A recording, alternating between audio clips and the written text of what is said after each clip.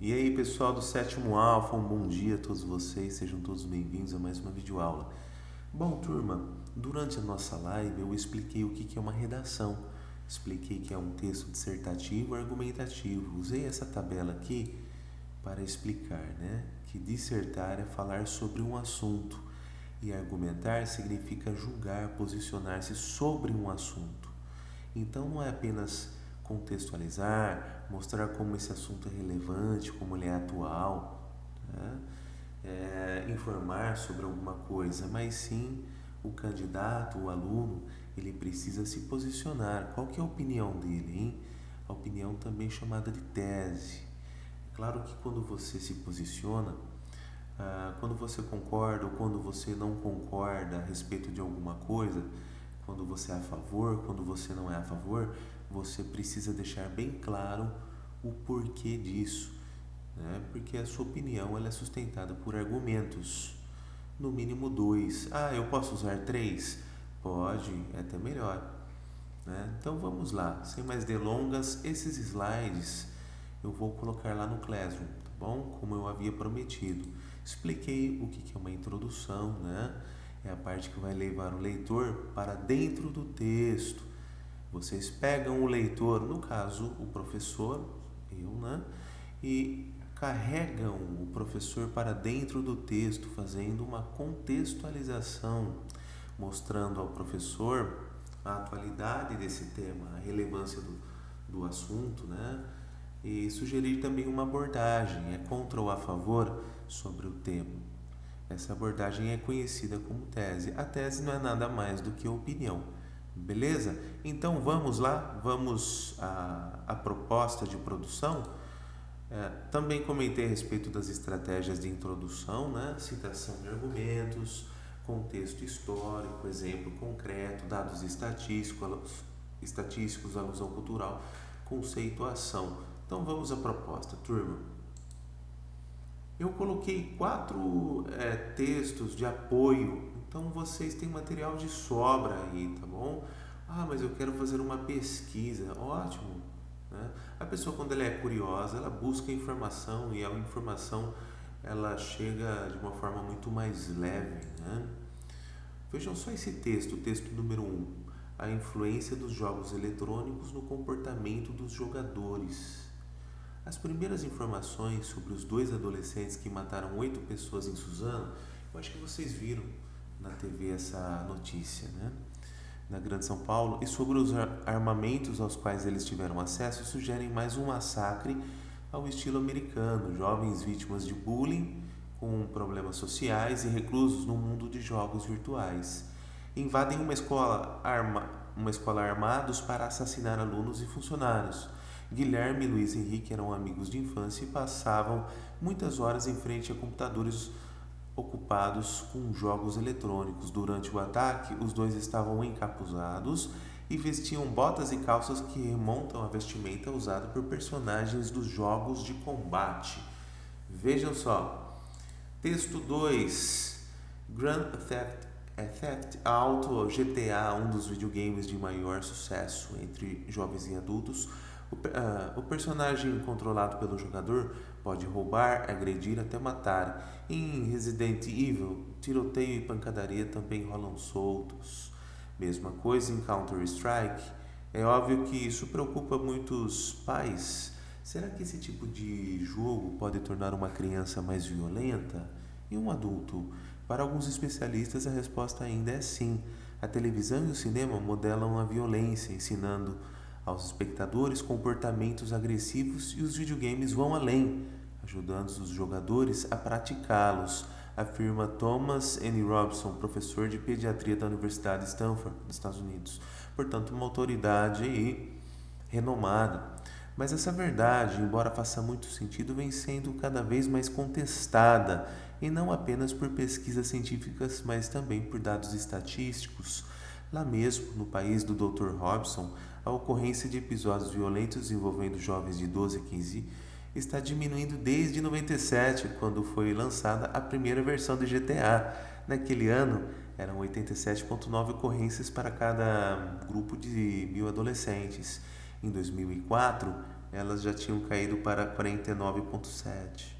Nas últimas décadas, a popularidade dos videogames disparou em países como Estados Unidos e Japão. Ao mesmo tempo, as taxas de violência infantil caíram, afirma o psicólogo Christopher J.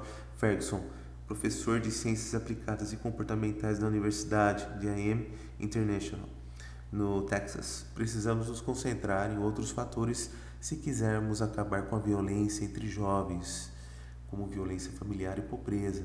Essas sim são ameaças à sociedade. Efeito reverso: nos Estados Unidos, a ocorrência de episódios violentos envolvendo jovens de 12 a 15 anos está diminuindo desde 97, quando foi lançada a primeira versão do GTA, um dos jogos que supostamente estimula a agressividade. Supostamente, tá, turma? O mesmo vem sendo constatado no Japão. Então, nós temos uma autoridade que, por um lado, afirma que os jogos estimulam e, por outro, nós temos evidências de que desde 97 as taxas têm caído, tá? Vamos ao texto 3. Aparece, portanto, a questão: será que a presença da violência nos jogos eletrônicos tem obrigatoriamente uma influência negativa nos jogadores?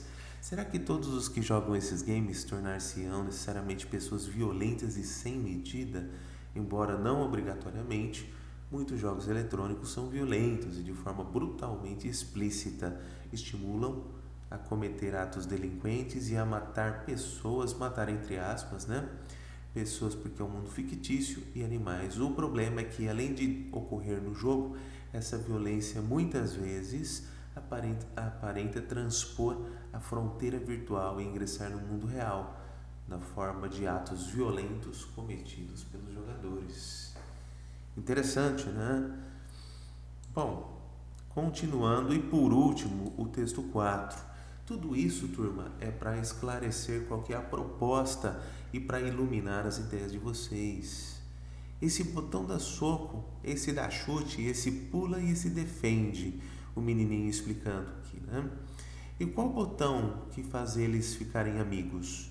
Não tem mãe, mas com a sequência certa dá para fazer os dois explodirem ao mesmo tempo. Veja só. O conflito é um elemento básico da linguagem dos jogos, e isso se traduz na forma de competição entre seus participantes. Esse embate está presente em quase todas as formas de jogos, seja uma partida de truco, seja uma de basquete. Os videogames nada mais são, além de uma transposição e uma evolução dos jogos analógicos e esportivos em um meio digital. Sua linguagem também foi construída com base no conflito, o mesmo conflito que move outras formas de arte, especialmente as dramáticas, não a trama literária, cinematográfica, televisiva ou teatral sem conflito, né? Então, uma simples novela, por exemplo, traz conflito, traz violência também, né, turma? Então, não é só a violência dos games, né? Beleza? Professor, e qual que é a proposta? Proposta da introdução da redação. Os jogos eletrônicos influenciam negativamente o comportamento dos adolescentes. Tá bom? Então, vou colocar aqui, ó.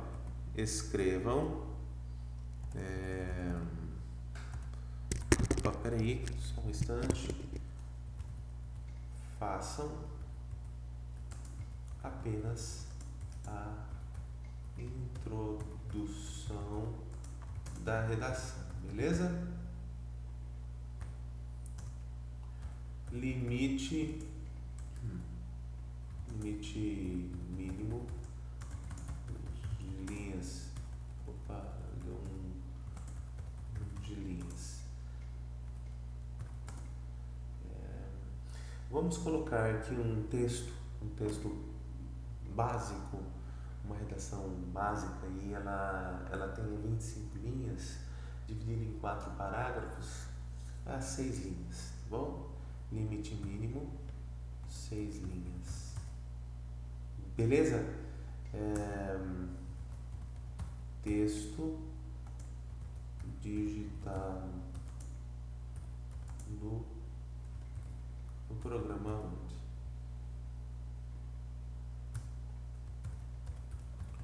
Fonte. Vamos colocar 14, turma. 14, Arial ou New Times, né? E vocês podem mandar para o meu e-mail, o mesmo e-mail que vocês utilizaram aí para mandar a resenha crítica, tá bom? 122@gmail.com. Beleza? Assim que vocês terminarem a introdução, vocês já me mandam, tá? Tem um prazo? Tem. Prazo. Amanhã, 7 dias, tá bom? 7 dias. E eu vou receber esses textos, essas introduções, até sexta-feira que vem, beleza? Somente a introdução. Tá? Obrigado pela atenção de vocês e tenham um ótimo fim de semana, uma ótima sexta-feira. Até mais, turma. Se cuidem.